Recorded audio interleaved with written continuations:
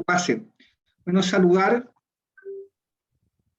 a nuestros expositores, Verónica Benedetti, directora de Riesgo y Compliance en Deloitte Chile, a Rodrigo Reyes, director jurídico de Prelafit Compliance, y al señor Heraldo Álvarez, gerente de auditoría interna de Colbún S.A. y académico del Magíster en Administración de Empresas de la Universidad de Talca. Saludo también a nuestros profesores que nos acompañan, a los diferentes profesionales, directores de empresas, gerentes, que también se han sumado a este conversatorio, y muy especialmente a los alumnos del MBA de la Universidad de Talca, como también a los alumnos de auditoría. El compliance, al igual que muchas otras materias de gobernanza corporativa, se ha visto afectado por parte del COVID. La irrupción del teletrabajo, el monitoreo a distancia y los nuevos cambios normativos impulsados por la Comisión para el Mercado Financiero, entre otros, han generado un nuevo rayado de cancha en materia de cumplimiento, lo cual actualmente está siendo analizado por los directorios, oficiales de cumplimiento, equipo de auditoría interna y, por cierto, sus empresas asesoras. Al respecto, nace el presente evento, Desafíos y Oportunidades del Compliance post-pandemia. En cuanto a las preguntas y consultas, estas se realizarán al final de las 3 presentaciones.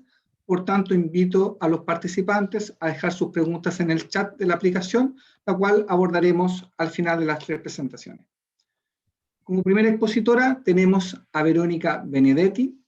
Verónica es directora de Riesgo y Compliance en Deloitte Chile, con 20 años de experiencia en temas de ética y cumplimiento, además de temas regulatorios y de gobierno corporativo, quien abordará la temática desde una mirada empresarial.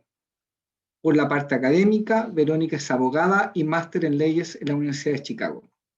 Verónica, tenemos destinado 15 minutos para la presentación. Yo te avisaré cuando falten 3 minutos antes que termine el tiempo.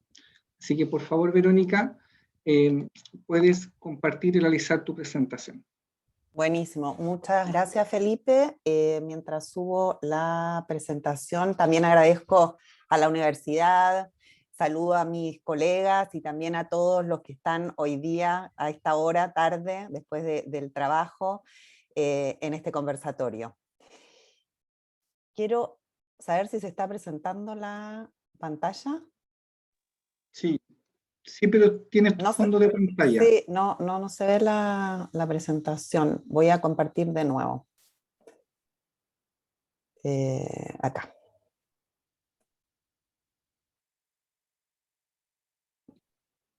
Perfecto, ahí se ve.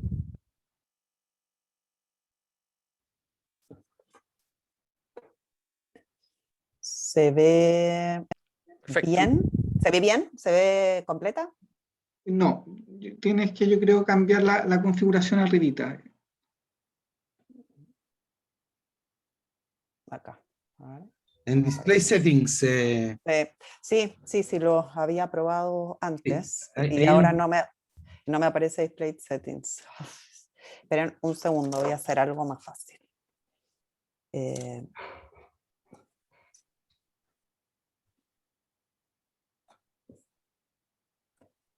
No está funcionando. Sí, acá, ahí lo estoy viendo, Display Settings, perdón por la demora. No te preocupes. Ahí sí. Ahí está perfecto. Ya, buenísimo. Entonces empezamos para no perder tiempo, para poder cumplir estos 15 minutos.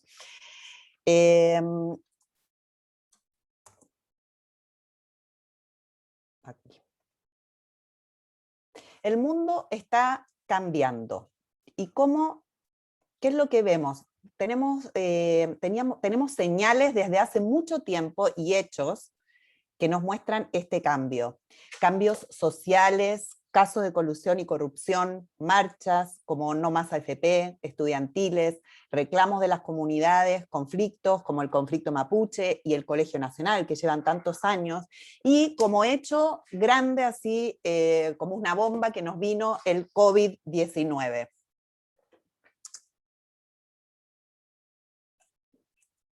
Estos cambios, diría que en el principio eran señales y hoy día ya situaciones nos han generado cambios tanto a nivel país, social como empresarial. Tenemos cambios en la agenda social, en la reforma constitucional y tributaria, las cuarentenas, la gestión de la crisis sanitaria, el distanciamiento social, el comercio que ha cambiado de manera enorme. Hoy día, ¿cuántos compramos en línea? Y antes quizá era algo muy raro para muchos de nosotros. Esto se ha instalado como una normalidad. Procesos y el proceso y el trabajo remoto, antes era impensable, hoy día cuántos también trabajamos de forma remota y nos hemos adaptado bastante rápido a esta nueva forma de trabajar. Y dentro de las compañías también los valores y el propósito de la compañía, que voy a hablar un poco más adelante. Debemos entender que nuestro país y el mundo cambió, y tenemos cambios sociales, la pandemia, cambios climáticos, la sostenibilidad, la relación con las comunidades, y esto nos lleva indudablemente a pensar que tenemos que operar de una forma totalmente nueva, es decir, tenemos una situación distinta. Sería como raro pensar que podemos seguir haciendo las cosas de la misma manera. Aquí le quiero mostrar un estudio que nosotros en Deloitte hicimos el año pasado, rápidamente para contarles cuál es, y es al principio de la crisis sanitaria, en mayo de 2020, le preguntamos a distintas empresas en Chile, es un estudio de ética y cumplimiento, cuáles eran las tareas más desafiantes que la compañía habían enfrentado a raíz del COVID-19. Y en ese minuto, en mayo, recién empezábamos, la tarea más difícil que habían enfrentado las compañías, en 70% respondió que era el trabajo remoto. Yo creo que hoy día, después de un año, quizá esta respuesta sería un poco distinta cuando hagamos de nuevo la encuesta. Otro de los temas también relevantes para las empresas eran el cambio climático, la ciberseguridad, la privacidad de la información, los cambios en los controles debido al cambio en los procesos, la divulgación de información, los fraudes y el phishing está muy bajo. Miren, eran 26% en ese minuto, hoy día diría que este número es bastante más alto. Las empresas están sufriendo fraudes y phishing mucho más que lo sufrían antes y mucho más de lo que lo sufrían al inicio de la pandemia. Otro de los temas que también eran relevantes para las empresas era el incremento en los riesgos de cohecho, infracciones a la ley de lobby, corrupción entre particulares, esto ley 20393 de responsabilidad penal de la persona jurídica y la ley del lobby. Y el último, con 15%, era las inadecuadas prácticas comerciales. Aquí quiero rápidamente mostrarles que las empresas ya venían cambiando desde antes de la crisis.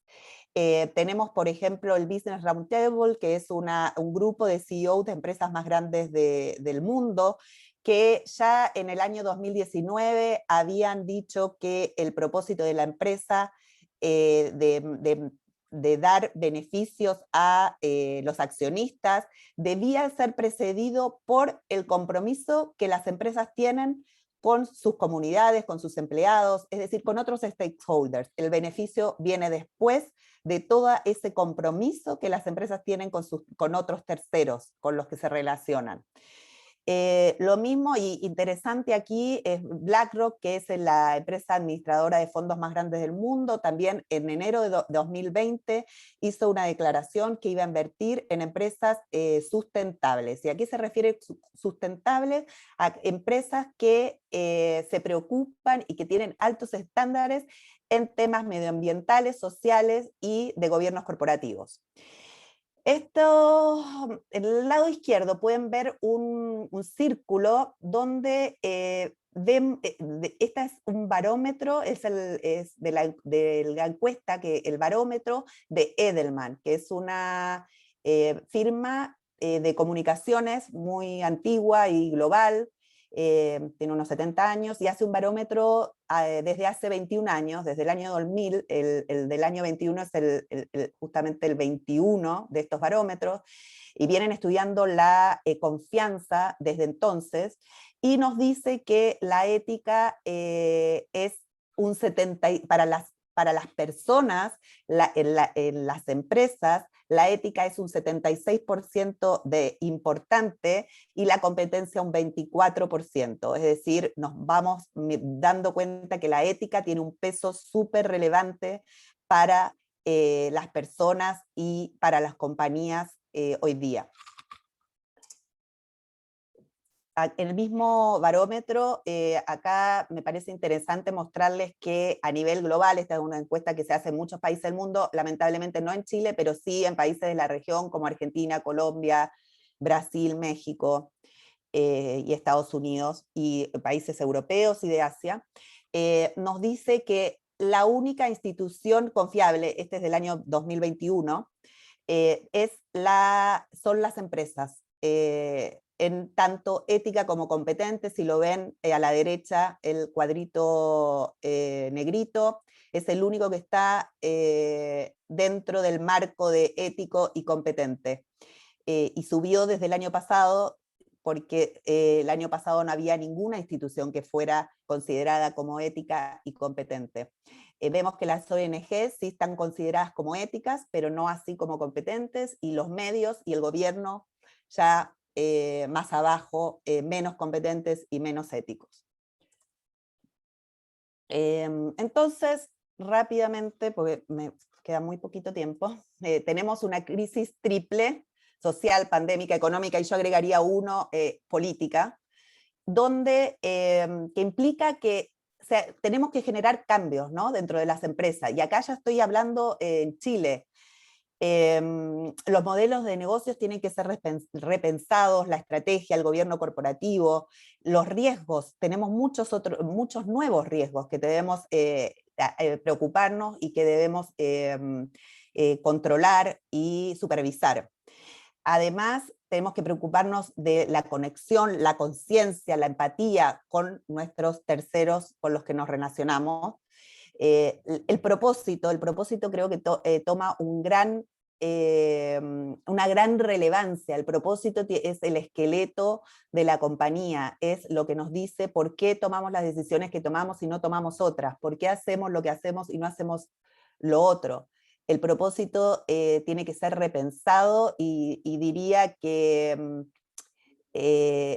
sí, repensado. Hoy día en Chile no todas las compañías tienen un propósito realmente analizado. Además, demandas y expectativas de las personas a largo y corto plazo, y el rol de las instituciones y de las empresas. Acá esto lo ato un poco el rol de las instituciones y las empresas a la ISO 37301, donde uno de los pilares fundamentales que introduce es, y un cambio, es la relación que tienen las empresas con su entorno, con el entorno social. Es algo que los sistemas de cumplimiento van a tener que revisar o atender ese tema para hacer la certificación de esa ISO. Entonces, ¿qué hacemos con todos estos cambios? Tenemos que generar confianza. Confianza con nuestros clientes, nuestros colaboradores, nuestras comunidades. ¿Y en qué ámbitos? En los ámbitos físico, financiero, emocional y digital. Desarrollar la confianza es cumplir con las promesas. Nosotros no podemos incumplir nuestras promesas y pretendiendo generar confianza. Si incumplimos con nuestras promesas como empresa, nuestros clientes, nuestros empleados, nuestros proveedores no van a confiar en nosotros. Y rápidamente tenemos el ámbito físico, digital, financiero, como les decía. En el ámbito físico, los clientes, las personas, los empleados quieren sentirse seguros del espacio físico en el que están. Muchas empresas en Chile han tomado los recaudos para que sus colaboradores se sientan seguros, existen estrictos protocolos. Eso hace que una persona vaya a trabajar segura incluso a raíz de la pandemia. En el ámbito emocional, los colaboradores quieren saber que su empresa siempre le va a decir la verdad, que puede fiar en que va a ser provisto de todo lo que necesita para hacer el trabajo de manera segura y confiada, y que siempre puede hacer las preguntas que quiera sin miedo a represalia, y que siempre se le va a responder honestamente. En el ámbito digital tenemos los actores, empleados, clientes, etcétera, quieren estar seguros de que sus datos están cuidados, que sus datos están protegidos, y que existen medidas de seguridad, y que la empresa cuenta con medidas también de ciberseguridad para protegerlos. Ustedes han visto ya cómo los efectos de la filtración de información o los hackeos también en las compañías. Causa un daño económico, puede ser muy grande, y reputacional tremendo. Entonces, esto es súper relevante. Y finalmente, el ámbito financiero, los clientes quieren estar tranquilos de que la empresa no se va a aprovechar de ellos o tomar una ventaja de la situación de crisis, y los empleados quieren saber qué va a pasar con su trabajo y estar tranquilos de que la empresa siempre va a hablar con ellos honestamente respecto de la situación financiera de la compañía. Acá tenemos ejemplos en Chile, por ejemplo, los bancos al principio de la pandemia postergaron el pago de los créditos hipotecarios. Esto es, quizá el banco perdió un beneficio a corto plazo, un beneficio económico, pero gana en confianza con los clientes a largo plazo. Finalmente, ¿cómo construimos confianza? La confianza la construimos desde lo más alto de la organización. Este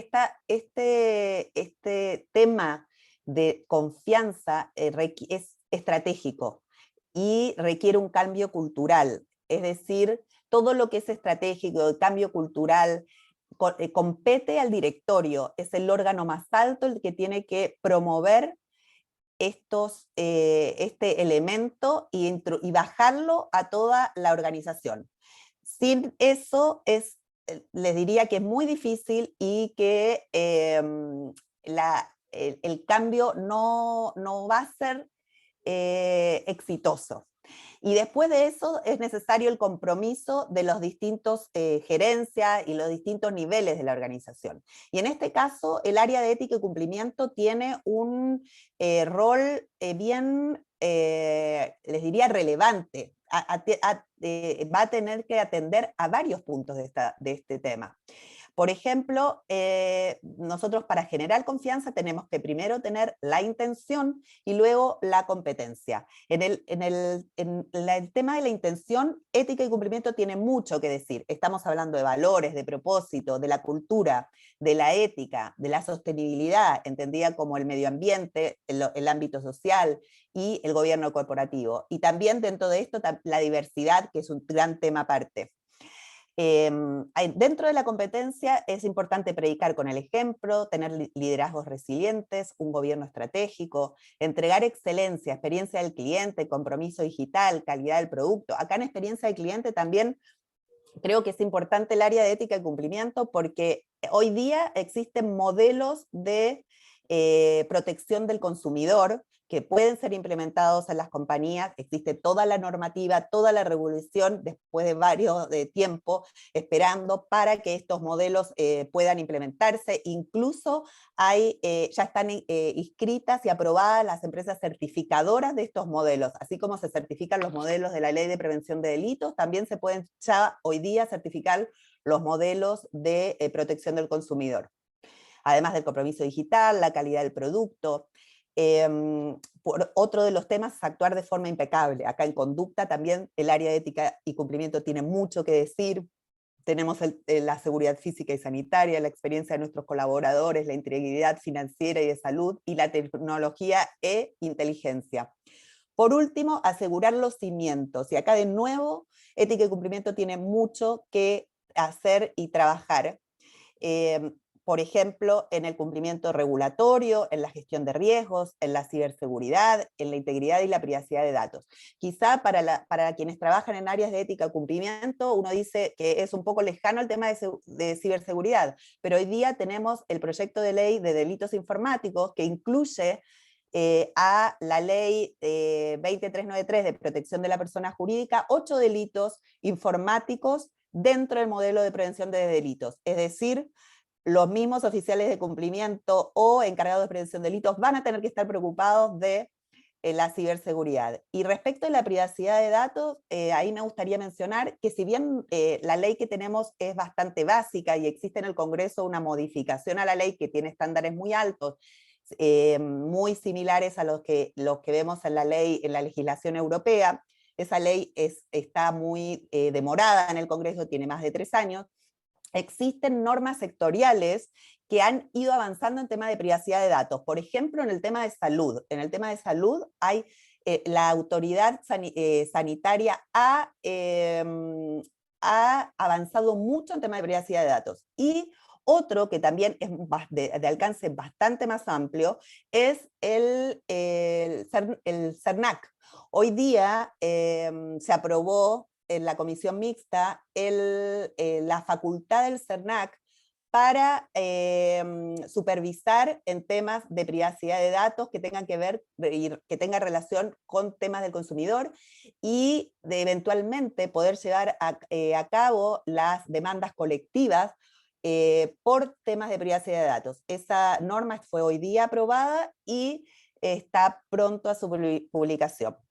Es decir, creo que como áreas de ética y cumplimiento tenemos harto trabajo y como áreas de ética y cumplimiento y empresa y a nivel social, creo que este trabajo vamos a tener que hacerlo a partir de la confianza, y es por eso que hoy día quería hablarles de eso.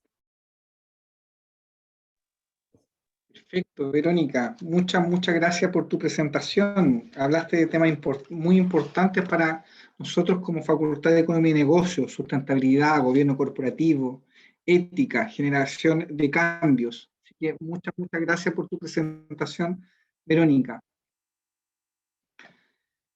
Bien, la segunda ponencia estará a cargo de Rodrigo Reyes, quien es abogado, especialista en compliance. Rodrigo fue abogado por 9 años del Departamento Antilavado de Activos del Consejo de Defensa del Estado y luego litigante penal del mismo organismo. Fundador de la certificadora Prelafit Compliance, profesor del Diplomado de Compliance de la Universidad del Desarrollo y también coautor del libro Compliance Penal, Sistemas de Prevención de la Corrupción.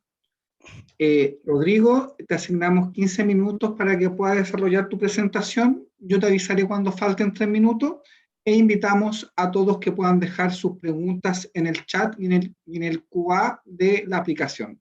Por favor, Rodrigo. Muchas gracias.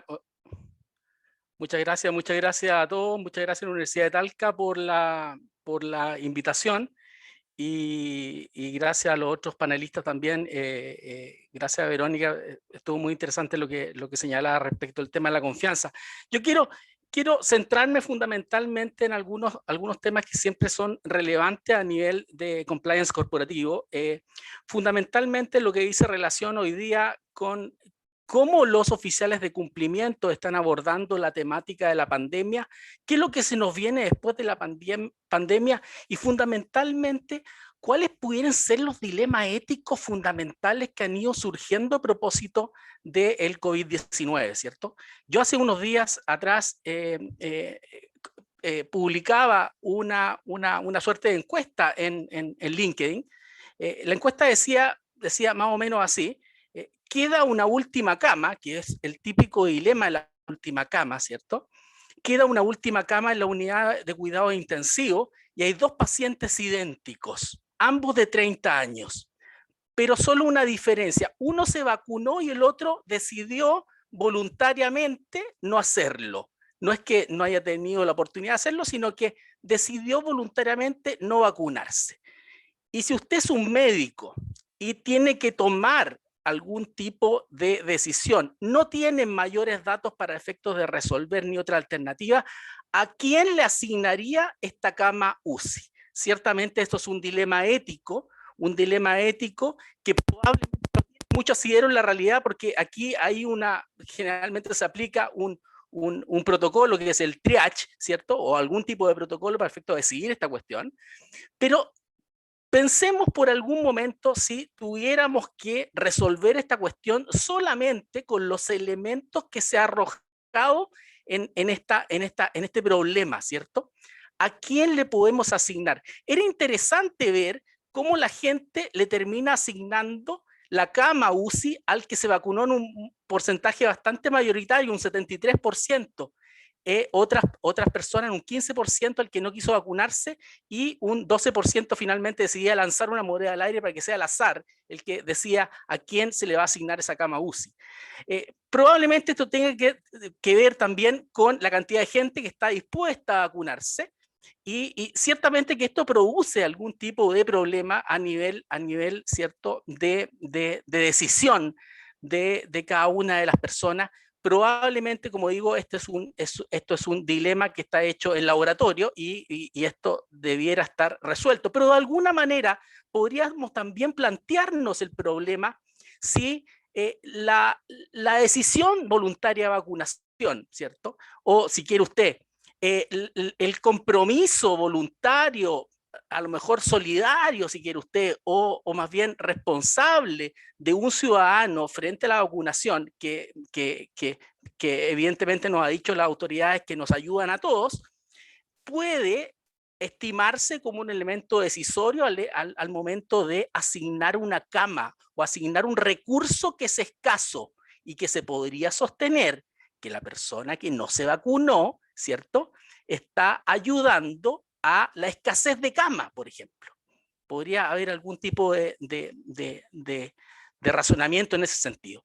En el fondo, lo que les quiero decir que lo que ha evidenciado la pandemia es una serie de dilemas éticos que los oficiales de cumplimiento, los compliance officers, ¿cierto?, dentro de las compañías muchas veces han tenido que abordar en diferentes, probablemente no respecto de la vida y la muerte, pero probablemente respecto de determinados valores que hay que decidir en un momento determinado. En general, este tema de los dilemas éticos es un tema de bastante desarrollo, fundamentalmente lo que dice relación con la filosofía moral. Hay una famosa filósofa moral que es Philippa Foot, que es autora del dilema del tranvía, ¿cierto? El dilema del tranvía nos dice básicamente lo siguiente: un tranvía corre fuera de control, sin frenos, por una vía, y al fondo de la vía usted ve que hay 5 personas amarradas a la vía por un filósofo malvado.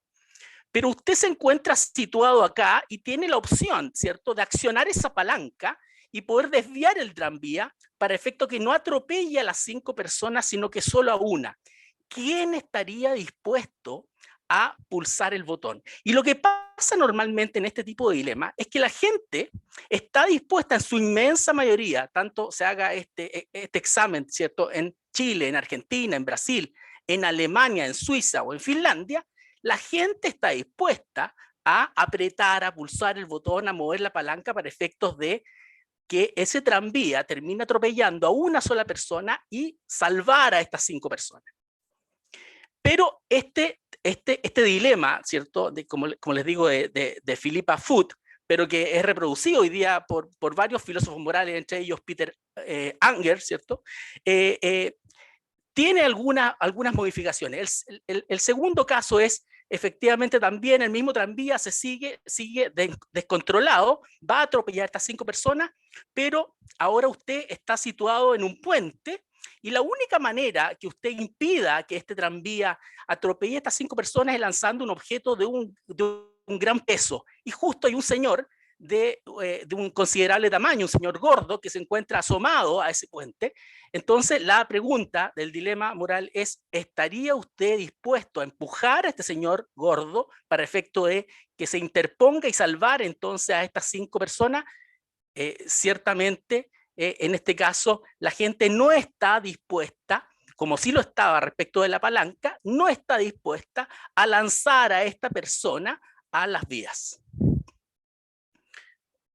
Otro tipo de modificaciones a estos dilemas morales, ¿cierto?, han surgido a propósito de, también en las salas de urgencia, o un dilema médico cercano a lo que nos pasa hoy día con el COVID, ¿cierto? Llegan 6 que han sido atropellados por un trolley, 5 vienen con lesiones moderadas y 1 viene gravísimo. Entonces, si usted se encarga de recuperar a los 5 lesionados, finalmente usted sabe que el paciente gravísimo fallecerá, pero en cambio si recupera al paciente que está gravísimo, entonces los otros 5 van a morir. ¿Qué se va a quedar finalmente con los 5? Se va a quedar con el más grave. Probablemente lo que pasa acá y lo que pasa cuando hacemos este tipo de ejercicio en cualquier parte del mundo es que la gente prefiere, ¿cierto?, en una visión utilitarista, si quiere, salvar a estas 5 personas por sobre la persona, sobre este paciente que está gravísimo. Pero si cambiamos entonces, cambiamos nuevamente el problema y decimos que existen 5 pacientes que necesitan un órgano para sobrevivir. Por ejemplo, estos pacientes necesitan un determinado órgano de una persona que tiene un determinado grupo sanguíneo y necesita una persona un corazón, la otra un pulmón, un tercero un riñón, el cuarto un hígado, el quinto el páncreas. Y usted observa que hay un paciente en la sala de espera tomando una siesta y sabe que ese paciente tiene el mismo grupo sanguíneo, de tal manera que usted pudiera operar a este sujeto y extraerle estos órganos y finalmente terminar salvando 5 personas. La gente no está dispuesto, ¿cierto?, a efectuar este tipo de ejercicio para sacrificar a una persona para salvar a 5.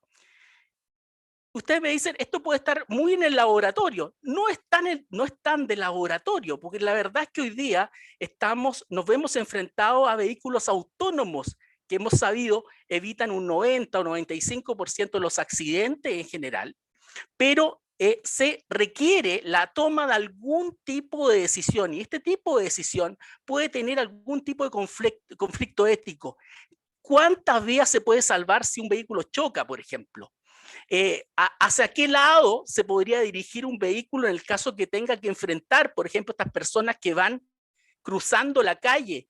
¿Va a atropellar a este motociclista, ¿cierto? ¿O va a chocar con el auto? Si este motociclista va con casco o sin casco, también es una cuestión que podría entrar a tallar en un tipo de dilema ético en este sentido. Ciertamente, compliance, ¿cierto? Ética y compliance va directamente relacionado con estos dilemas éticos hoy día. Nos vemos hoy día enfrentados a la dicotomía entre la libertad individual versus la restricción a la libertad por pandemia, ¿cierto? O diría yo también los incentivos a la vacunación. ¿Es lícito, por ejemplo, podríamos plantearnos, es lícito entregar un pase de movilidad solo a aquellas personas que hayan completado el ciclo vacunatorio? ¿No es atentar en contra de aquellas personas que voluntariamente decidieron no vacunarse? ¿Solo los vacunados el día de mañana van a poder viajar en avión, por ejemplo? Por ejemplo, también, como decíamos, como criterio para asignar camas UCI, ¿vamos a utilizar también el criterio de la vacunación? Y yendo un poquito más allá, ¿puede obligarse a la gente a ser vacunada, cierto? Estamos en casos excepcionales, estamos en una pandemia que ha sido horrorosa, prácticamente como una guerra, ¿cierto? No estamos en situaciones normales, porque claramente en una situación normal nosotros diríamos, no podemos obligar a la gente a vacunarse. ¿Podemos hacerlo en pandemia o en condiciones excepcionales? Es una cuestión que también tenemos que resolver, ¿cierto? Lo que les quiero decir que a menudo también en las empresas se ven enfrentadas a algún nivel de dilemas éticos, que pueden ser dilemas éticos personales, por ejemplo, cuando una empresa a propósito de la pandemia decide cerrar una fábrica o una actividad que produce algún tipo de pérdida, pero está pensando en garantizar la supervivencia de las demás actividades y equipos, y pone entonces en la balanza a personas afectadas, ya sea positiva o negativamente con esa decisión, o pueden ser dilemas éticos que se han señalado, más bien se han descrito en compliance como dilemas éticos impersonales, ¿cierto? Que afectan a sujetos extraños de la empresa. Por ejemplo, una empresa contrata a un proveedor que es muy barato a sabiendas, ¿cierto?, que las condiciones de trabajo, materiales de trabajo, son deplorables en ese proveedor en particular, para efectos de obtener, ¿cierto?, una ventaja respecto en ese proveedor, o en esa sustancia, o en ese elemento en particular. Los afectados, entonces, en un dilema ético, pueden ser tanto las personas de dentro de la empresa o las personas de fuera de la empresa. Y probablemente cuando hablamos de un dilema ético impersonal, como se trata de un sujeto lejano, las empresas en general tienen tendencia a tratar este tipo de dilemas de una manera mucho más laxa, mucho más laxa. ¿Qué quiero decir finalmente con esto? Los comportamientos éticos no solo se enseñan, sino que también hay que entrenarlos. Y los dilemas éticos en particular nos van ayudando a entrenarnos éticamente para efectos de tomar decisiones. Solamente mediante un entrenamiento, ¿cierto?, constante, se va alcanzando una agilidad necesaria para resolver correctamente los dilemas de manera bastante más intuitiva al interior de las empresas. Es fundamental entonces entrenarse en este tipo de dilemas éticos. Un tema hoy día que también es fundamental: selección de personal. Cuando buscamos ciertos perfiles, ¿cierto?, en ejecutivos, con dotes de liderazgo probablemente, con frialdad ante situaciones que son estresantes, como por ejemplo el de la pandemia hoy día misma. Hay un famoso psicólogo, Robert Hart, que es un psicólogo canadiense, que es especialista en temas de psicopatías corporativas. Y Robert Hart dice, se ha dedicado a estudiar muchas psicopatías al interior de las cárceles, ¿cierto?, en Canadá y fundamentalmente en Vancouver. Y tiene una famosa frase, dice: si no pudiéramos nosotros estudiar a los psicópatas en la cárcel, mi siguiente lección sería ir a buscarlo a la bolsa de Vancouver. Eso dice Robert Hart. Es decir, de alguna manera, cuando hacemos selección de personal, podemos estar haciendo selección de algunas personalidades que pueden tener algunos elementos psicopáticos a nivel de delitos corporativos. Y los psicópatas corporativos, dice Hart, los psicópatas políticos, incluso los religiosos, arruinan no solamente las familias, como pudiera ser un psicópata en general, un psicópata asesino, ¿cierto?, que arruina una familia. Un psicópata corporativo arruina economías, arruina sociedades. Ojo entonces con los procesos de due diligence, cómo estamos contratando y si estamos efectivamente efectuando algún tipo de investigación respecto del comportamiento pretérito de esos ejecutivos que estamos seleccionando. Y un último elemento que también me parece a mí muy relevante: la activación cognitiva, lo que se llama el behavioral compliance, es decir, cómo van impactando las palabras en las cuales vamos diseñando probablemente manuales de comportamiento, códigos de ética, cómo podemos a través de estas palabras, a través de los discursos, ir moldeando el comportamiento. Se transforma el oficial de cumplimiento en una suerte de arquitectos de decisiones. Si previo a la tentación, esto lo dice Dan Ariely, ¿cierto?, que es un famoso economista conductual, si previo a la tentación de hacer trampa, yo en un examen, por ejemplo, a los estudiantes, que hace varios experimentos sociales en este sentido, si previo a un examen yo a los estudiantes los hago jurar sobre la Biblia, los hago firmar una suerte de código de ética, lo más probable es que esos estudiantes se comporten de mejor manera que si no lo hicieran, ¿cierto? La mera, entonces, creencia de un entorno también de integridad corporativa al interior de una sociedad y al interior de las empresas también son tremendamente virtuosos. Y son esos elementos, yo creo que es importante hoy día tener bastante en claro. Eso es, básicamente. Gracias.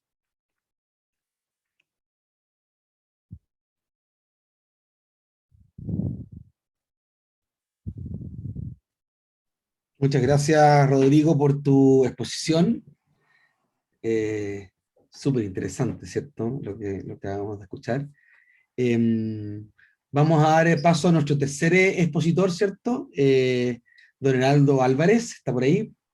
Lo tenemos presente, ¿no? ¿Sí? Sí, ¿me escuchan? Perfecto, sí, te escuchamos bien. Vas a compartir también, ¿no? Sí. ¿Se ve? Perfecto, estupendo.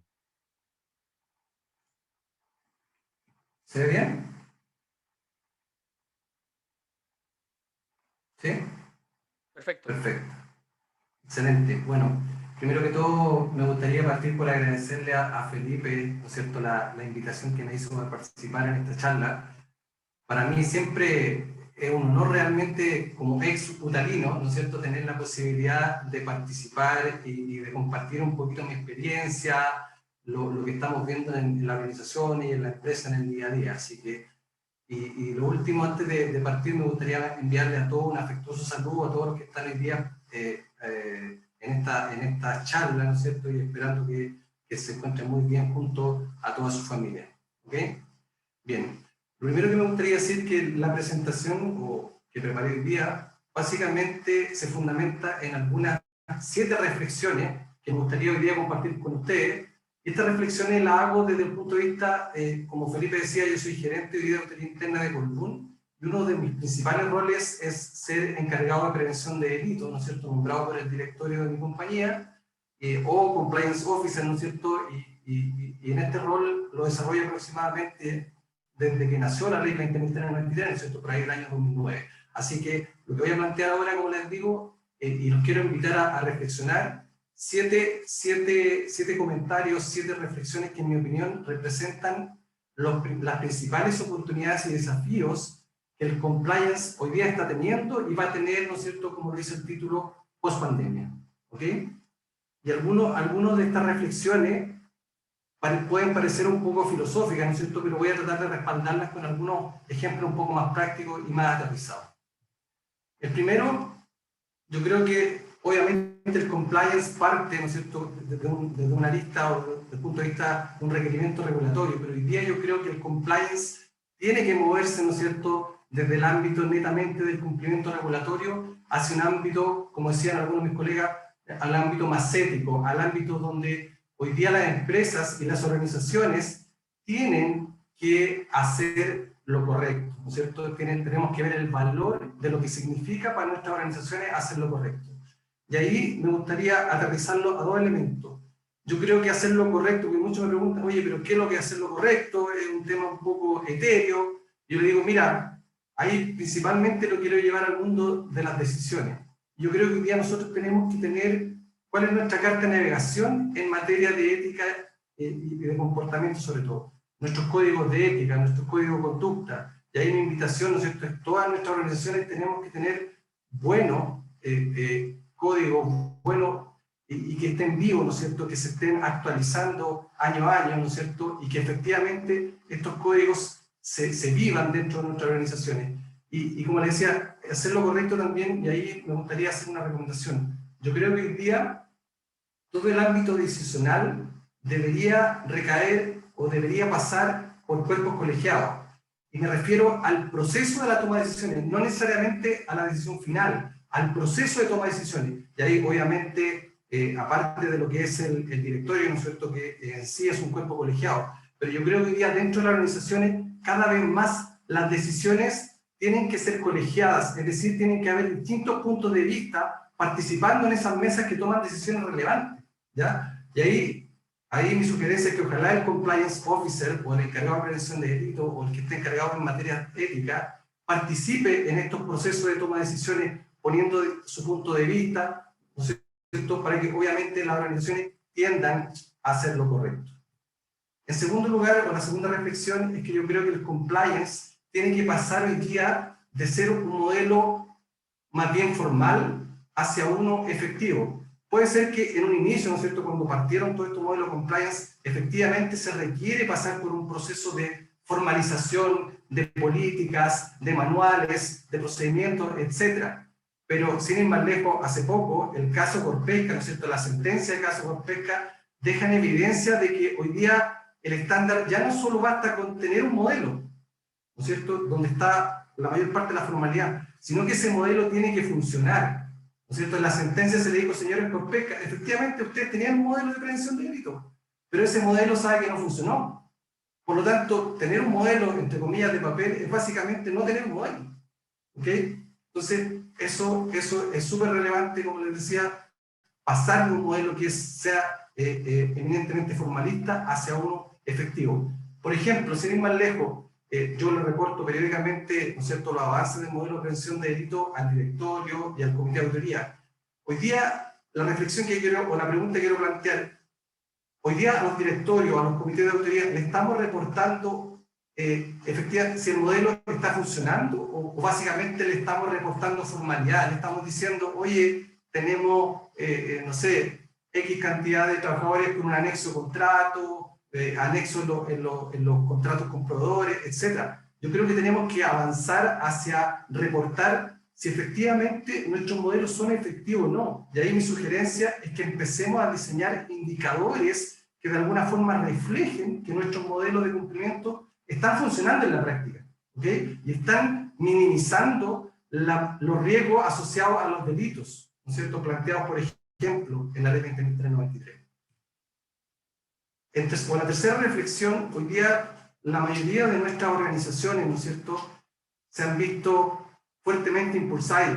Obviamente muchas organizaciones pre-pandemia ya estaban empezando los procesos de digitalización, dependiendo obviamente del rubro, pero fuertemente con la pandemia se fueron muy impulsadas y todos los procesos de digitalización han avanzado. La mayoría de las empresas hoy día están también en procesos de agilidad, ¿okay? ¿Qué pasa con el compliance? El compliance también tiene que alinearse a todos estos procesos, ¿no es cierto?, de digitalización. Por ejemplo, hoy día nosotros estamos, típica revisión que nosotros hacemos, ¿no es cierto?, para verificar que muchos de nuestros contratos contengan ciertas cláusulas, ¿no es cierto?, asociadas a temas de compliance. Por ejemplo, hoy día nosotros, por colocar un ejemplo práctico, estamos desarrollando algunos bots, ¿no es cierto?, algunos robots, pequeños robots programados en algún tipo de lenguaje, que automáticamente, por ejemplo, van a una base de datos y leen cuáles contratos automáticamente contienen ciertas cláusulas, contienen ciertos elementos, lo cual hace mucho más eficientes los procesos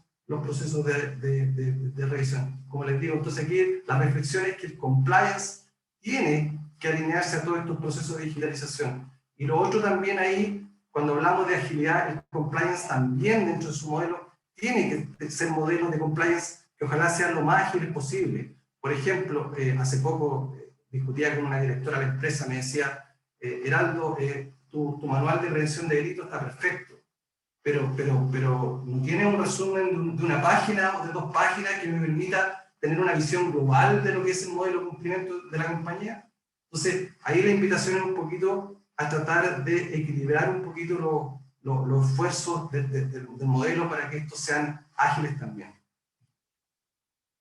Después, yo creo que también como reflexión, yo creo que hoy día el compliance debe tener la capacidad de incidir positivamente en la cultura de las organizaciones. O sea, el compliance y toda la ética, la administrativa, tiene que incidir en la cultura de las organizaciones.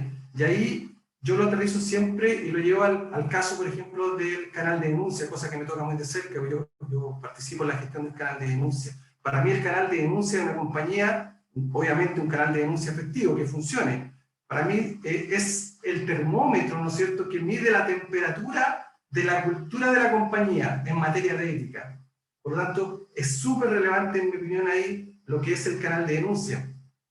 Y también Ahí, por ejemplo, yo me preguntaría a todos los colegas de todas las organizaciones que tienen canales de denuncia que funcionan, por ejemplo, trabajamos en lo que es la difusión de las lecciones aprendidas. Para mí es súper relevante, porque como les decía, este termómetro que está tomando la temperatura en materia ética en nuestras organizaciones está recibiendo una cantidad de estímulos, una cantidad de input que yo tengo que aprovechar en beneficio de incidir en la cultura de mi organización. O sea, no sirve de nada, ok, puede servir, ¿no es cierto?, que yo haga una gestión oportuna, tome medidas, etc. Pero si yo no aprovecho ese aprendizaje para transmitirlo dentro de la organización, yo malamente voy a estar incidiendo positivamente en la cultura de mi organización en materia de ética o en materia de ética y compliance. ¿Okay? La siguiente reflexión, y ahí también Verónica ya lo tocaba, ¿no es cierto?, respecto al tema de la confianza. Y aquí me gustaría compartir esta frase que a mí me gustó mucho y me hizo mucho sentido, que dice: la confianza conlleva un riesgo, pero la desconfianza puede generar un mayor costo. Entonces, ahí mi punto, yo creo que todos nuestros modelos de compliance, todos nuestros modelos de control, de gestión de riesgo, tienen que tener un adecuado equilibrio, ¿no es cierto?, en lo que es la confianza versus la desconfianza, ¿ya? Porque si nuestros modelos de compliance siguen o están principalmente basados en la desconfianza, el costo de mantener esos sistemas de compliance es muy alto para la organización. Entonces ahí mi invitación es a mantener un adecuado equilibrio, ¿no es cierto? Y ahí me voy al principio básico, ¿no es cierto?, que dice que cualquier buen control tiene que tener un adecuado balance también entre costo y beneficio. ¿Okay? Entonces, de vuelta, o en resumen, en mi opinión, el tener un sistema de compliance o un modelo de compliance que eminentemente se base en la desconfianza puede generar un costo que sea mayor al beneficio que la organización pueda tener por tener ese modelo de cumplimiento. Bueno, y me parece que es la reflexión número 6. Yo creo que hoy día el compliance tiene que ir hacia un modelo de compliance integral. ¿Y por qué lo digo? Porque yo creo que hoy día dentro de nuestras organizaciones el compliance, yo lo veo en la práctica que está bastante fragmentado. ¿Ya? Hay compliance de la ley 20.393 en alguna área, hay compliance tributario generalmente en la parte de administración y finanzas, hay compliance laboral, hay distintos compliance de ciberseguridad, por ejemplo, que mencionaba Verónica, y está bastante fragmentado dentro de la organización. Entonces, yo creo que de aquí en adelante, todas las organizaciones tenemos que trabajar para tener un modelo de compliance más integrado, ¿ya? De hecho, por colocar un ejemplo práctico, ¿no es cierto?, que nos pasó a nosotros mismos, dentro de Colbún, tenemos un modelo de cumplimiento asociado a la ley 20.393 que hasta hace un tiempo atrás lo teníamos certificado, ¿no es cierto?, con una empresa externa X, y también teníamos un modelo de cumplimiento para libre competencia certificado con otra empresa. Entonces, imagínense lo que en términos de ineficiencia eso significaba, porque muchos de los elementos de los modelos de compliance para las distintas leyes son comunes. Por ejemplo, si comparamos libre competencia con responsabilidad penal, todo lo que es tener un canal de denuncia, ¿no es cierto?, todo lo que es tener un compliance officer, son elementos comunes que pueden servir para ambos propósitos, ¿ya? Entonces ahí mi reflexión es: avancemos hacia modelos de compliance integrales, ¿ok? Y finalmente, para cerrar, y también parece que Rodrigo lo comentaba dentro de su presentación, yo creo que todo modelo de compliance, o el elemento fundamental, o la piedra angular sobre la cual se cimienta un buen modelo de compliance, es la educación, ¿ya? Y puse la palabra educación porque generalmente nosotros en la empresa usamos capacitación, entrenamiento, pero yo creo que tiene que ir más allá, tiene que ser un elemento mucho más genérico, ¿ya? Y por eso que yo coloqué ahí la educación, porque yo creo que la educación abarca no solamente el entrenamiento, la concientización, el ejemplo, el tone at the top, ¿no es cierto?, que se habla respecto al directorio, los principales ejecutivos de la compañía, predicar con el ejemplo. Todo eso significa educación. Yo creo que en la medida que dentro de nuestras organizaciones eduquemos a nuestros trabajadores en los valores de la compañía, en los principios éticos, en el valor de hacerlo correcto, yo creo que vamos a tener cada vez organizaciones mucho más sustentables. Y yo creo que todos los públicos de interés, todos los stakeholders, ¿no es cierto?, de todas nuestras organizaciones, cada día van a requerir que nuestras organizaciones efectivamente valoren lo que significa finalmente hacer lo correcto. ¿Ok? Eso. Perfecto, muchas gracias, Heraldo, por tu presentación. Bueno, no pude presentarte anteriormente por problemas de señal, pero Heraldo es académico de nuestro magíster en Administración de Empresas de la Facultad de Economía y Negocios de la Universidad de Talca. Heraldo posee una amplia experiencia en áreas de auditoría interna, de multinacionales, sector de energía, industrial, forestal y consultoría, y actualmente es gerente de auditoría interna de Colbún. Así que, Heraldo, te agradezco tu presentación. Destaco, ¿verdad?, la forma de combinar la agilidad, ¿verdad?, con el compliance. Relevo, ¿verdad?, el canal de denuncia ético, que, ¿verdad?, según estudio es una de las principales fuentes para descubrir fraude dentro de las organizaciones, y también avanzar hacia un modelo integral de compliance. Así que muchas gracias, Heraldo. Bien, la ronda de preguntas, hemos recibido muchas preguntas, muchas consultas, hemos tenido un pic de alrededor de 120 personas conectadas y escuchando este conversatorio, y no puedo dejar pasar, ¿verdad?, los cambios normativos que han sufrido la temática, sobre todo en abril de 2021, bajo la ley 21.314 y la figura del denunciante anónimo. ¿Cómo ustedes ven esta figura y es habitual en las legislaciones? No sé si a lo mejor Rodrigo se puede referir a esta pregunta, o Verónica.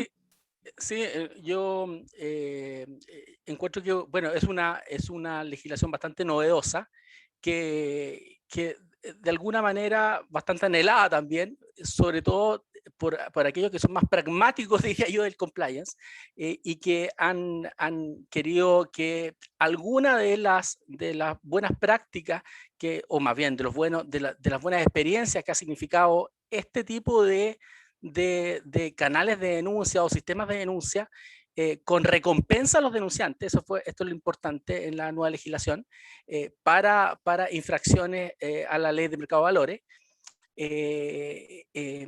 han tenido algún tipo, un éxito bastante a nivel anglosajón. En Estados Unidos, fundamentalmente, su whistleblower program, digamos, y sobre todo lo que dice relación con las recompensas a los denunciantes. La gente, cuando hay recompensa, ciertamente que hay un incentivo importante para efectos de contar lo que pasó fundamentalmente al interior de las propias organizaciones. Y hay un temor fundado de las personas que participan en una organización de ser descubiertas una vez que efectúen una denuncia, y de alguna manera lo que ha venido pasando con el tema de la recompensa es que cuando al delator se le ofrece esta recompensa de un 10 hasta un 30% del valor de la multa, ¿cierto?, el denunciante está mucho más dispuesto a entregar elementos que permitan a la autoridad llegar a aplicar una sanción importante. Y eso ciertamente está protegiendo el mercado, protegiendo cada uno de los elementos que son importantes en el mercado. Yo creo que eso es lo que ha querido el legislador, fundamentalmente, iniciar, ¿cierto?, esta aventura que consiste en el otorgamiento de recompensas para los delatores, en este caso en particular. Y es probable que el día de mañana podamos, si la experiencia es buena, ¿cierto?, es probable que el día de mañana esto se pueda extender a otras materias, por ejemplo, temas de anticorrupción o temas, por ejemplo, de elusiones tributarias. Podría del día de mañana también, ¿cierto?, incluso aquel auditor que participó o que le consta una planificación tributaria agresiva, ¿cierto?, participar denunciando y participar también en el cobro de la multa, siendo recompensado en el cobro de la multa que cobre la administración tributaria, por ejemplo. Sí, súper interesante, sobre todo cómo la OCDE, ¿verdad?, a través de sus directrices a sus países miembros, ha ido de a poco, ¿verdad?, los países adoptando estas prácticas, ¿verdad? Así que me parece muy bien y muchas gracias, Rodrigo, por tu respuesta. Verónica, no sé si pudiste ver la pregunta en el chat que está dirigida hacia ti por parte de Gloria Vargas, que Sí. señala: ¿de qué manera podría concretarse la idea sobre prevalencia de los intereses de los stakeholders sobre los stakeholders, dado la legislación actual chilena? Mira, ahí no es una prevalencia, digamos, efectivamente el Código Civil habla del beneficio para los accionistas, ¿no? Son personas, es un contrato, la sociedad es un contrato de personas que se ponen de acuerdo y ponen algo en común para obtener beneficios de eso que están poniendo. Y eso es así y está muy bien, digamos, no es una sociedad de beneficencia o una asociación. En el fondo, esto es una sociedad que tiene que tener utilidad y que tiene que tener beneficios, y eso es muy positivo para la sociedad, para la misma sociedad, para la comunidad, para los trabajadores y para todo el entorno. Ahora, lo que dije, digamos, que distintas organizaciones como el Business Roundtable, que es una asociación de CEOs de empresas más grandes del mundo, y otras organizaciones, no solo ellos, también la OECD tiene una alianza con también CEOs de empresas más grandes, BlackRock, lo mismo que les decía, ya no van a invertir en empresas que solamente su preocupación sea la utilidad, es decir, esta utilidad está súper bien, es así, y tiene que seguir siendo así. Las empresas tienen que producir beneficios para sus accionistas. De hecho, los accionistas son uno de los stakeholders. ¿Y cómo ven el beneficio de los accionistas? Es a través de las utilidades. Pero por otro lado, la empresa está inmersa en una sociedad y se relaciona con otros stakeholders que también son relevantes. Hace tiempo los otros stakeholders no estaban reconocidos desde las empresas. Hoy día se le da esa relevancia. Entonces, lo que dijo la Roundtable es, por supuesto, las utilidades tienen que existir, pero siempre desde un compromiso con esos stakeholders que son relevantes para la sociedad, ya sea clientes, proveedores, los trabajadores son fundamentales para una empresa.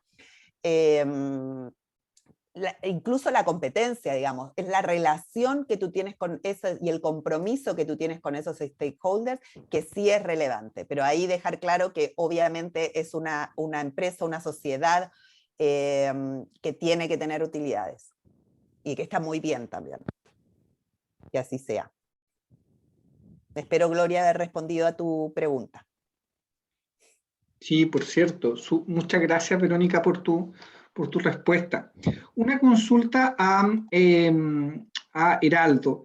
Tú hablabas, ¿verdad?, de los sistemas o los mecanismos de denuncia ético. En ese sentido, de acuerdo a tu rol, ¿verdad?, como gerente de auditoría, ¿verdad?, oficial de cumplimiento, ¿cuáles son las claves para tener un canal de denuncia ético efectivo? Y ahí a lo mejor también Rodrigo después nos puede comentar también desde su posición de Pelafit y Verónica, ¿verdad?, en su posición de Deloitte. Correcto, mira, quería linkearlo un poquito con algo que comenté en mi exposición, por ejemplo, respecto a las decisiones colegiadas. Un tema que yo creo que me ha funcionado súper bien donde estoy hoy día respecto al canal de denuncia es tener un petit comité de ética. Le llamamos comité de ética porque en mi anterior trabajo, por ejemplo, yo gestionaba el canal de denuncia, yo recibía las denuncias, yo definía cómo se gestionaba y presentaba obviamente el resultado a un comité de auditoría, a un directorio, etc. Pero hoy día cada denuncia, por ejemplo, que nosotros recibimos, yo sugiero que haya un cuerpo colegiado donde participe el compliance officer, esté el abogado, esté la persona de recursos humanos, distintas áreas de la empresa, recibiendo estas denuncias para ponderarlas, para buscar los distintos ángulos que tienen estas denuncias, buscar la forma más efectiva de gestionarlas, ¿te fijas?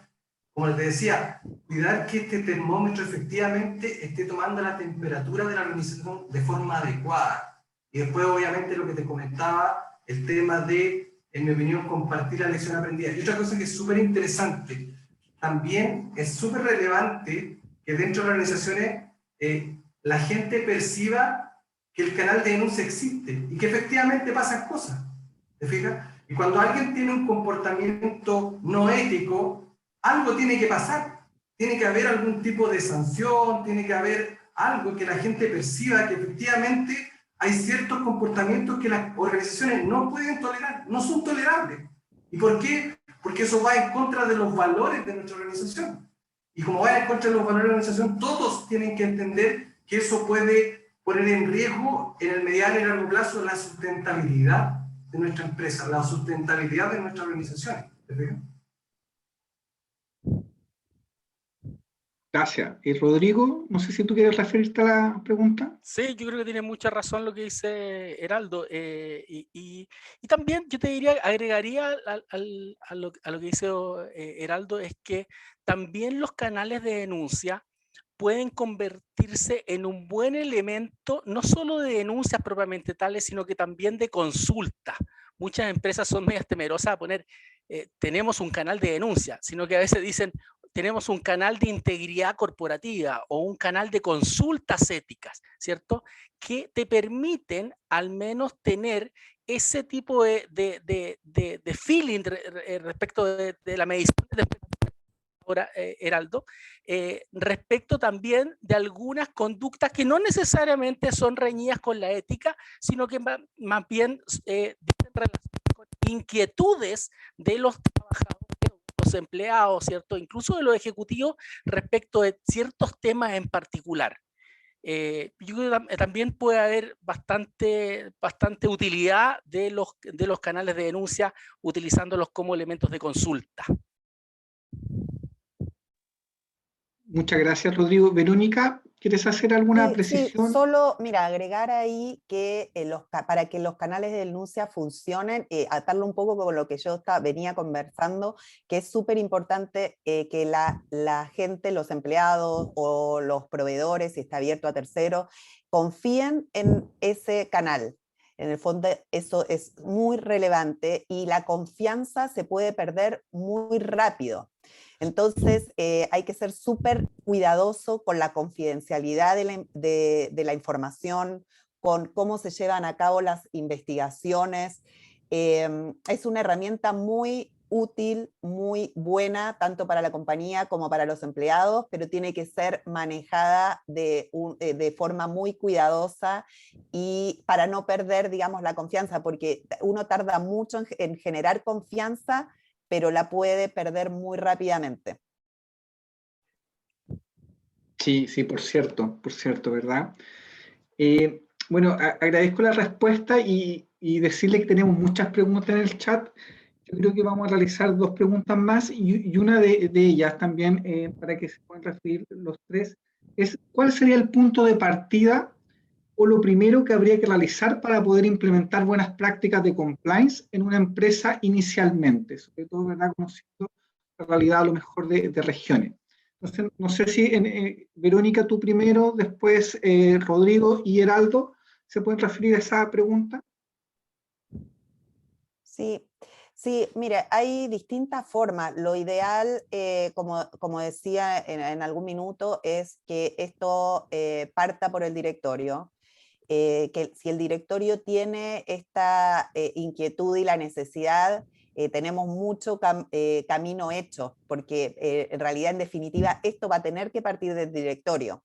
Entonces son ellos los que van a mandar las directrices. Ahora, cuando el directorio no está todavía en tema o no está, digamos, tiene otras prioridades, puede partir de algún área. Hay áreas, por ejemplo, que son relevantes en estos temas, como por ejemplo auditoría, como por ejemplo legal. Son áreas que tienen mucho que decir y que también ejercen muchas de estas funciones.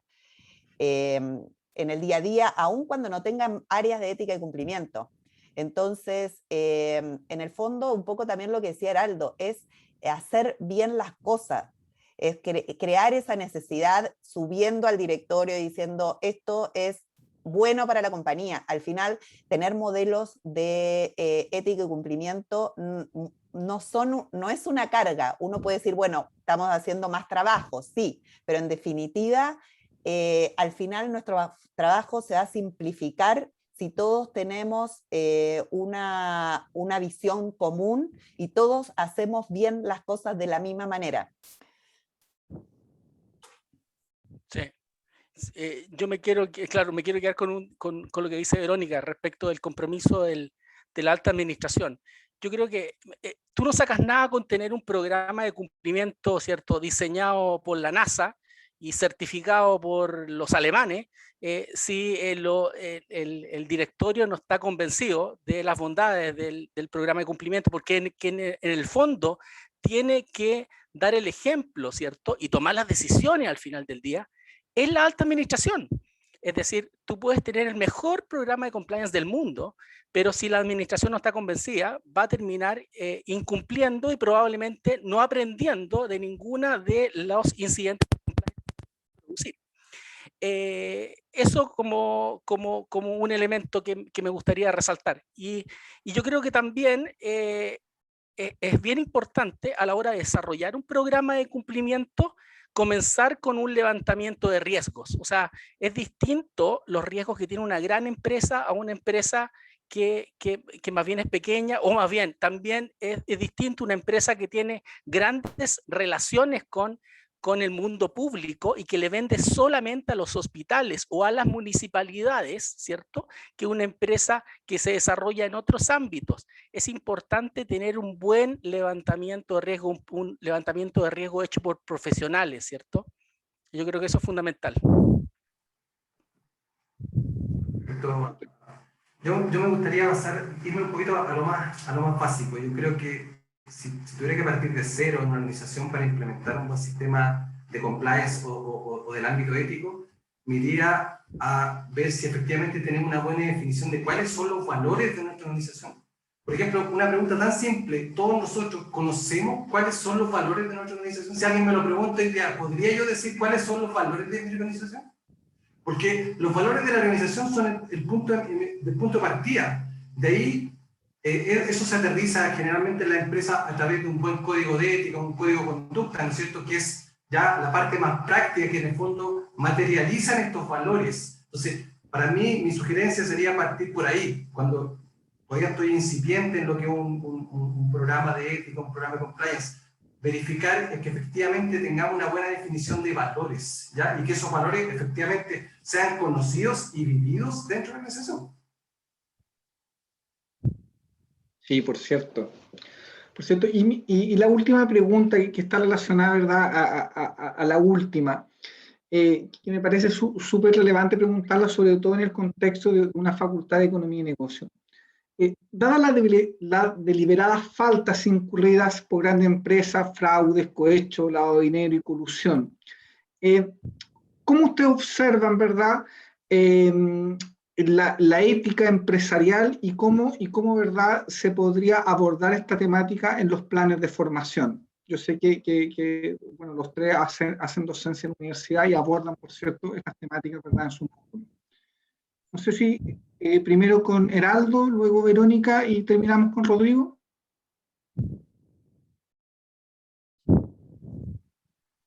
Entonces, ¿cómo abordar? ¿Cómo era la pregunta? ¿Puedes repetirla, por favor? Sí, por supuesto. ¿Cómo abordar, verdad? Me golpeaste con el cambio de orden. Sí. Fue a propósito, sí. Sí, mira, ¿cómo abordar, verdad? Hemos tenido diferentes escenarios de fraude, Sí. de cohecho, colusión, ¿verdad? De hecho, se han modificado normas, ¿verdad?, de gobierno corporativo. Entonces, Rodrigo habló sobre diferentes dilemas éticos, ¿verdad? Entonces, la verdad es cómo enfrentar, ¿verdad?, esta falta de capacitación, sobre todo porque en un análisis que yo estoy haciendo de gobiernos corporativos, un 33% de los directores tienen, ¿verdad?, una actualización permanente sobre diferentes temas técnicos y también temas éticos. Entonces, ahí va la pregunta, ¿cómo podemos enseñar, ¿verdad?, ética empresarial a partir de la universidad? Sí, bueno, yo creo que en todos los programas hoy día de la universidad, uno de los materias o ramos fundamentales tiene que ser todo lo que es el ámbito ético y el comportamiento, ¿no es cierto?, de las personas. Para mí eso es fundamental que la academia, ¿no es cierto? Yo creo que hoy día eso se está recogiendo un poco. Hay muchas universidades que hoy día tienen sendos programas, diplomados en esta materia. Rodrigo es un profesor, sin ir más lejos, de uno de estos diplomados. Yo creo que básicamente es incluir estos programas y ojalá que la enseñanza de los temas éticos sea muy práctico, sea muy aterrizado y no sea tan filosófico, ¿te fijas? O sea, puede haber filosofía, uno puede plantear una frase filosófica, pero tengo que llevarlo a ejemplos concretos, qué es lo que pasa en las organizaciones, qué es lo que pasa en el día a día, en la casa de las personas, los dilemas éticos que mencionaba Rodrigo. ¿Cómo enfrentar esos dilemas éticos? ¿Cómo enfrentar los dilemas éticos dentro de organizaciones? Ahora, si uno mira los casos de corrupción, ¿no es cierto?, que han pasado en la empresa, básicamente yo creo que lo que uno tiene que hacer con eso es aprender esas lecciones, y esas lecciones llevarlas a las universidades, comentarlas con los chicos, comentarlas con los estudiantes. ¿Qué pasó? ¿Cuáles fueron las causas raíces? ¿Por qué dentro de las decisiones llegamos a coludirnos? ¿Por qué estas empresas llegaron a coludirse sabiendo que son decisiones erróneas, son decisiones que no son correctas? ¿Te fijas? Hay que llamar a razonar, a entender, a pensar el por qué. ¿Por qué las empresas llegan a ese punto? Sabiendo, como te decía, que efectivamente eso puede ir en contra de la sustentabilidad de la organización. ¿Te fijas? Yo creo que hay que tener capacidad de reflexionar y hacer que nuestros estudiantes, nuestros alumnos y todas las personas que participan en la universidad reflexionen sobre estos casos. Completamente de acuerdo. No sé si Verónica aparecerá. Sí, mira, a mí me gustan mucho los ejercicios de dilemas éticos. Creo que uno aprende muchísimo y uno mismo se da cuenta que no se ve enfrentado, digamos, a situaciones en las que tú no sabes qué responder. Y eso es algo que pasa a diario en las compañías. Es algo que pasa mucho, más de lo que uno cree. Entonces creo que desde las universidades es súper relevante entrenar a todos los que van a ser profesionales y que en algún minuto van a estar en una empresa, a enfrentarse a dilemas éticos y a saber cómo atenderlos, ¿no? A veces no hay una respuesta correcta en un dilema ético. A veces y la mayoría de las veces hay que socializarlo. No es fácil tomar una decisión solo, y por eso en una compañía trabajan muchas personas que tienen que tomar una decisión. Y me gustaría responder a una de las preguntas que vi en el chat que tiene que ver con esto, y dice, si la ética es un límite para la toma de decisiones. Y la respuesta es sí, la ética es un límite. Nosotros tenemos varios límites, y uno es la ley, la regulación, y el otro es la ética. Entonces, nuestras conductas tienen que estar siempre orientadas por la ley, pero la ley no lo es todo. También tenemos toda una parte ética que lamentablemente no nos la enseñan. Ojalá nos las enseñaran desde chicos. Yo te diría mucho más que en la universidad. Esto debería ser un tema desde el colegio, en el fondo, nos deberían enseñar ética. Pero creo que es fundamental y cada vez lo va a hacer más. Yo creo que cada vez, y esto también atado a la confianza, cada vez las empresas van a estar más ocupadas de tener espacios y ambientes éticos. Y de hecho, en empresas donde la ética es relevante, los trabajadores lo reconocen y son más felices en las encuestas. Si tú ves encuestas del clima ético en empresas donde la ética es relevante, esos trabajadores tienen otra experiencia laboral que en empresas donde la ética no es tema. Rodrigo, antes que tú, Heraldo está levantando la mano. Muchas gracias, Verónica. Muy acertada, ¿verdad? Sus comentarios, de verdad. Sí, que quería hacer un comentario sobre eso. Yo creo que la ética no lo veo como una, en mi opinión, no lo veo como una limitación. Lo veo como un elemento más de la ecuación que hoy día sí o sí tiene que estar en el proceso de elaboración de las decisiones de las organizaciones. ¿Te fijas? Sí o sí tiene que estar. Como decía en mi presentación, una cosa es quien toma la decisión final, pero tiene que haber un proceso de análisis, el proceso de la toma de decisión, un elemento más de esa ecuación tiene que ser la ética. Por lo tanto, en mi opinión, yo no lo veo como una limitación, es más, lo veo como una oportunidad para poder tomar decisiones en el interés de todos los stakeholders de las distintas organizaciones. Rodrigo, por favor. Mira, sí, Felipe. Sí, yo creo que una empresa en general debiera prepararse para el futuro y para permanecer, no solamente mirar el corto plazo, sino que prepararse para el futuro esplendoroso, ojalá, ¿cierto? Y para permanecer en el tiempo. Y una empresa ética, yo creo que está ciertamente mejor gestionada. Yo tengo este cuento a mis alumnos, ¿cierto? Yo tengo un muy buen amigo que es una muy buena persona, pero que se transforma cuando juega un juego de mesa, el Catán. No sé si han jugado ustedes, el Catán. Se olvida de todo, de la familia, de los amigos, y al final del juego siempre ocurre lo mismo. O sea, los demás jugadores, lo único que queremos es que no queremos ganar, lo único que queremos es hundirlo. O sea, que liquidarlo de alguna manera. Y eso yo siempre hago el paralelo con la empresa. En la empresa, ¿qué tiene que hacer una empresa inteligente? Tiene que olvidar a los amigos, tiene que olvidar al cliente, a la sociedad, incluso a sus propios empleados, diría yo. No los puede olvidar porque va generando una antipatía profunda y como ¿cierto? En un mundo complicado, el más débil te puede quitar la vida, digamos. No es de inteligente, no es de personas inteligentes y no es de empresas inteligentes ir generando adversarios a lo largo de la vida, a lo largo de la actividad económica. Nos debemos generar aliados del negocio. Yo creo que eso es importante. Una empresa en cuenta, toma en consideración a los otros, el entorno en que vive, va generando probablemente mucho más amigos que enemigos y no resulta inteligente hoy día con el mundo moderno, el mundo hoy día de las redes sociales, ir generándose adversarios a lo largo del camino. Hay que buscar permanentemente actuar éticamente en la vida para ir, por último, generándose amigos en el camino. Eso. Muchas gracias, Rodrigo. Agradezco la participación de Verónica, de Heraldo, de Rodrigo en este conversatorio. Yo me quedaría conversando por largo y tendido, ¿verdad? Estos temas que la verdad son de nuestra disciplina, los vemos a diario.